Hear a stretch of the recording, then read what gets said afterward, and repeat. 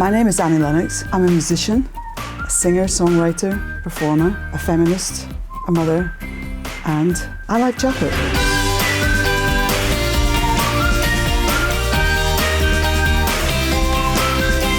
The first thing about my personal style is it must be comfortable. I'm really not into status, so I don't buy expensive designer clothes that show a label, because I think that's I don't think that's necessary. Eh? And when I was younger, I had so little money, so a lot of my clothes were second-hand. But nowadays you call that vintage. So I guess I've always been into vintage, but it has to be affordable. I have worn expensive clothes, and I do have expensive clothes, and I just don't want to make a statement about that, because I think the world is so skewed and people have so little, and then there you are.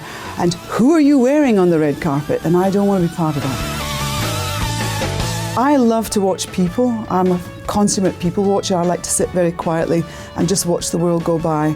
And I'm fascinated because the one thing about human beings, all of us, is that we're infinite in our colour, in our shape, in our size, our hairstyles, our clothes.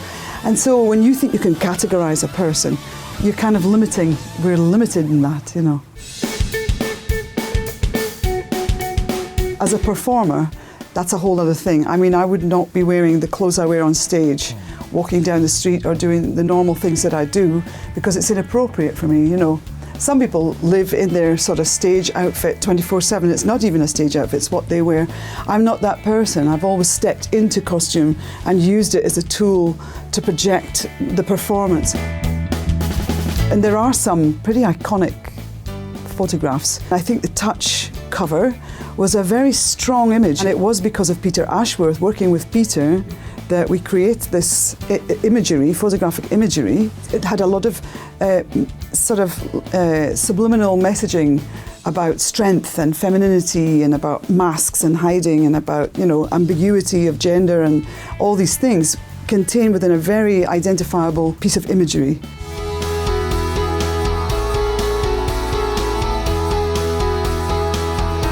I wore an HIV/AIDS t-shirt for many years, and I will still wear it when I feel that the occasion asks for it. The reason I wore it was because HIV is so stigmatized still to this day, both in Western countries and in the developing countries where they've been so badly affected by it. And people don't want to acknowledge their status. They feel ashamed and afraid to disclose. And there's something about wearing that t-shirt that makes that statement and says it's okay if you're HIV positive. You don't have to be a pariah.